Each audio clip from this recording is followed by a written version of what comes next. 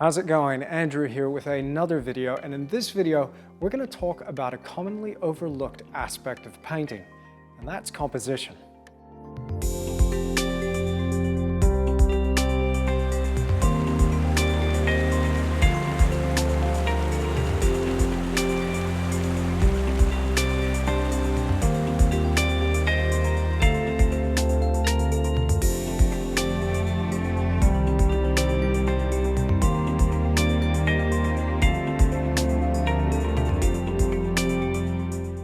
Now, I'm starting to get a few emails from people wanting to share examples of their work with me, and it's great to see all this creativity coming in from around the world. I'm noticing though a lot of people finding photographs from either books or the internet and copying those photos directly, not realizing their full potential as an artist and actually taking the opportunity to change the image for the better. Now, one of the things that I discovered when I first started out was just how much work it took to produce a painting. I was under the impression that paintings just happened, especially those paintings of the old masters, my heroes, the people I held in really high regard. What I didn't realize was how much work they put into each and every painting to ensure success. So I'm going to take one of these examples of an image that was emailed to me, and we're going to break it down and see if we can improve upon the composition. And to do that, I'm going to import the image into Photoshop over there, and we're going to manipulate it and see if we can create something a little more dynamic.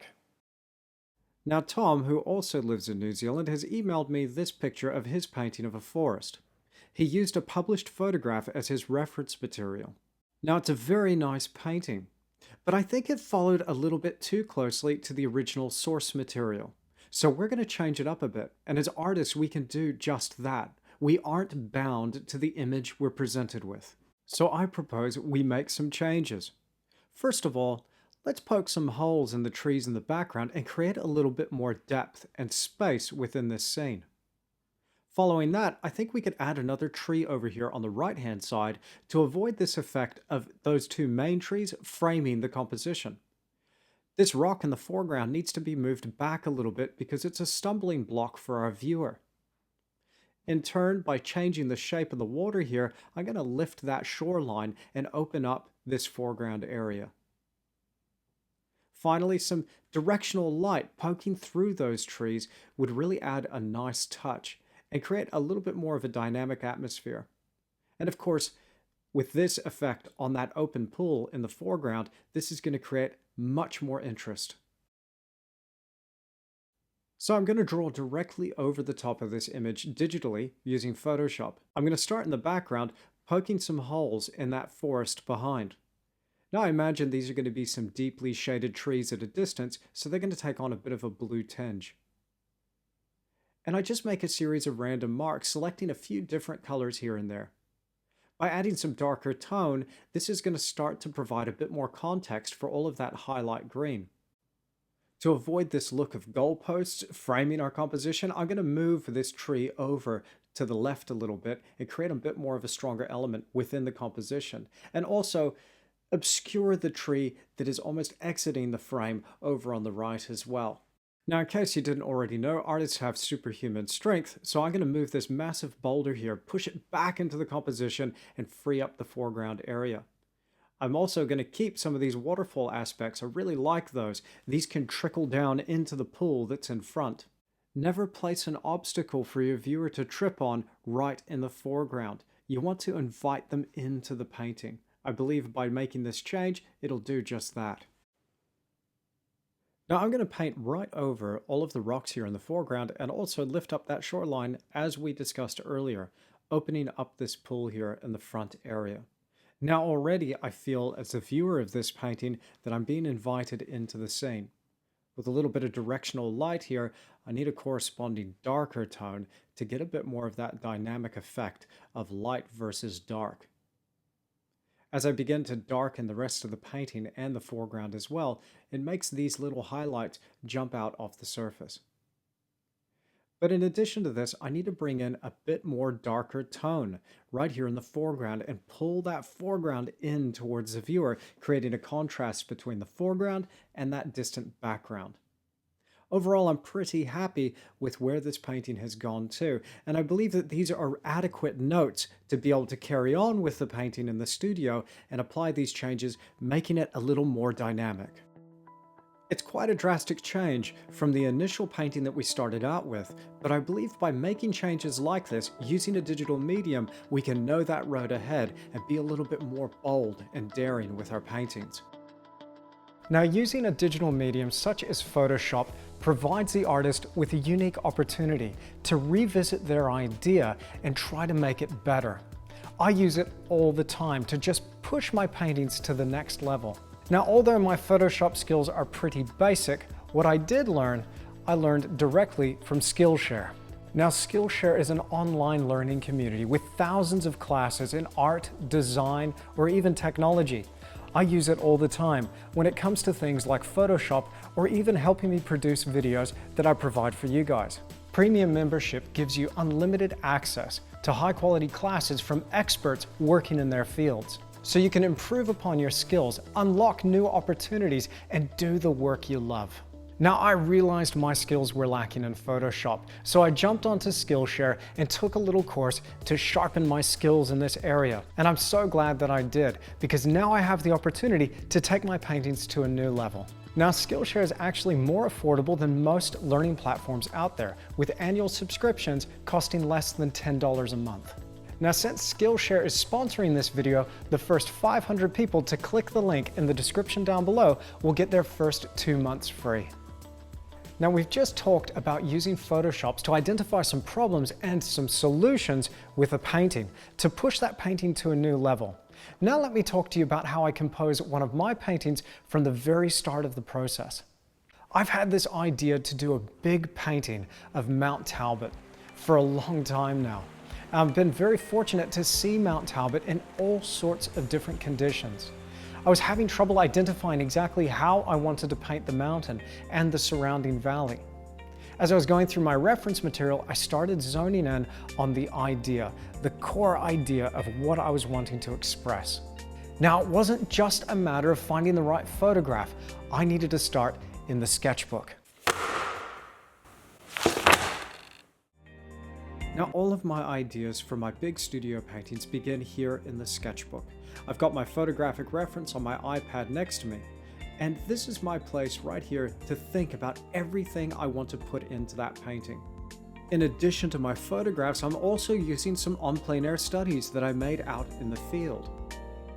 Now, these drawings don't need to be detailed. In fact, this is a very small drawing, as you can see. I'm just getting down the rough ideas and trying to communicate a little bit of the atmosphere and the tones, as well as my compositional arrangement.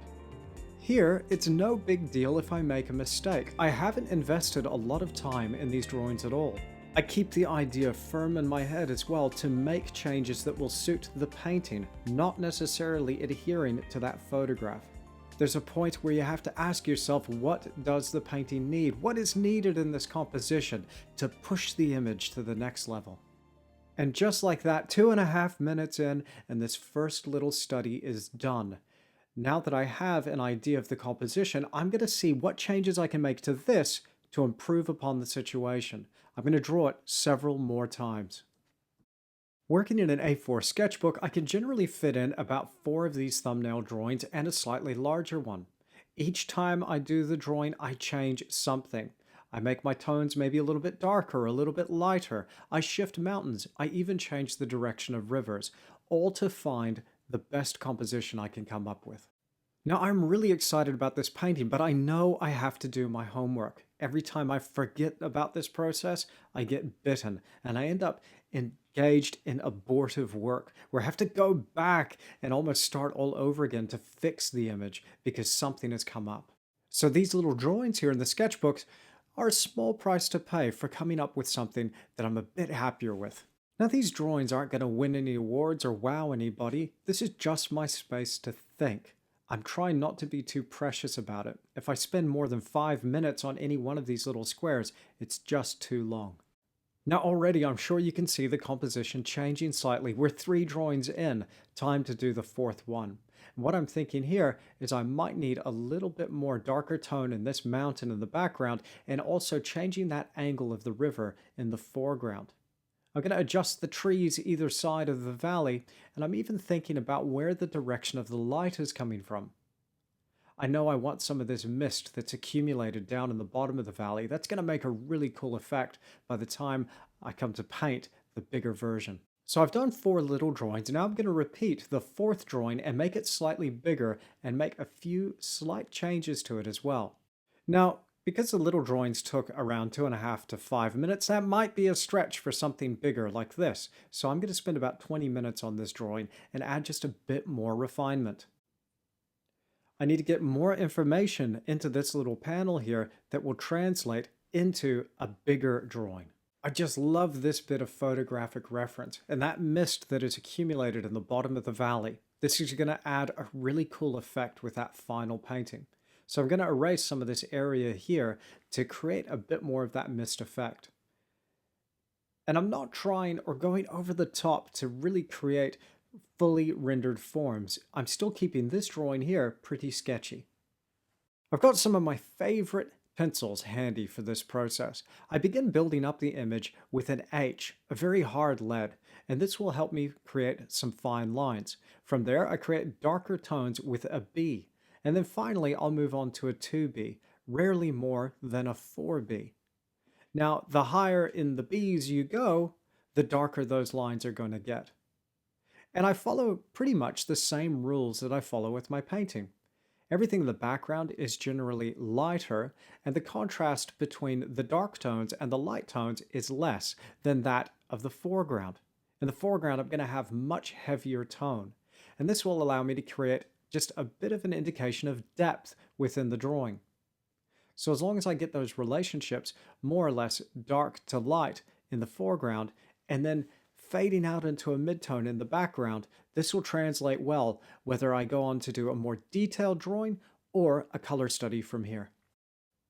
I really like the way this little stream snakes its way into that background. I did away with the big river because I felt this element was just too heavy for the composition and might take some attention away from those distant mountains. All in all, I feel this composition is pretty balanced. I can't see any major issues cropping up with this one as I translate it onto a bigger piece of paper. And here I'm going to do a much more detailed drawing on a piece of watercolor paper. I measure carefully the edge of the drawing here so that it translates in terms of proportion to the canvas. So the height to width ratio here is exactly identical to the big canvas I have waiting for this composition. Now you might struggle to see my construction lines here, but I know exactly where the elements have to go, and I mark in some of these with an H pencil, pressing only very lightly. Once I'm happy with where these lines are, then I can begin shading in some of my tones. I'm going to keep using the H pencil here because it's a nice hard lead, and it's not going to get out of control in these background areas like the shadows and some of the clouds. I begin keeping everything very light and very free here in the background, and then I start to add in darker and darker tones. I carry on with this hatching motion over almost the entirety of the scene, just building up a little bit of background tone. I can cover a lot of area pretty quickly with this technique. And once I'm happy with this amount of tone, I go back over the top with a mechanical pencil and sharpen some of the forms. This is my map for that final composition. I'll refer to not only my reference material and my photographs, but I'm going to also use this drawing. In fact, this drawing is what I'm going to transfer directly to that canvas. So I'm going to pay a little bit closer attention to all of those intricate details, those cracks, folds, and crevices in the side of the mountain, even to where some of those snow patches lie. As I'm doing this compositional sketch, I feel I'm becoming more familiar with the landscape. I'm almost memorizing it with the end of that pencil. So when it comes time to paint the final version, I feel like I've already been here. And this really helps me when I'm painting. I don't feel like I get lost or stuck, but rather I get caught up in the moment of painting. And the paint just falls off the brush in the right location because I have a plan. I have a map for moving ahead. Now that background tone was really helping me flesh out some of these darker areas, but now I need to drop the tone significantly as the image starts to come forward and create a bit of separation between these mid-ground trees and those distant mountains. Also, working with whatever's furthest away first, and then bringing the image towards the viewer allows me to keep my hand out of my pencil marks, so at no time am I smudging the image. Now I've got a lot of reference material from many different angles here that I'm going to be referring to help me with some of these details in the foreground. And this really does help if ever you go off script, if you're veering from your initial source image and you need a bit more information. I'll use typically for any one of my large studio paintings up to about 100 to 150 photographs to just give me enough information to flesh out all of those details. So obviously I use photographs, but I'm not relying on one single image to be the anchor for the painting. Now I am super excited to paint all of these intricate little details in the foreground, these scattered rocks and weeds growing between them, as well as the reflection in the water. It's going to be a lot of fun. Now by the time I finished this entire process, I might have spent half the day sitting at this drawing board. But that is nothing compared to the amount of time I'd have to spend going back to fix a painting, knowing that something has gone wrong. Now all in all, it's a pretty sweet little drawing, but I might need just a bit more before I get stuck into the big painting. Now that I've got a detailed pencil sketch, I've got a pretty clear idea about where this painting's going, but there's still not enough information. I want to push this idea a little bit further and make sure that I know that road ahead, so I'm going to need a color study. Now working directly on pre-primed Belgian linen adhered to a panel, I begin to sketch out my composition. Now here I'm not too concerned with the exact linear aspects of the composition, but I'm more interested in the color. So this is what the color study is for. I won't be transferring the image of this directly to the painting, the final big canvas I mean.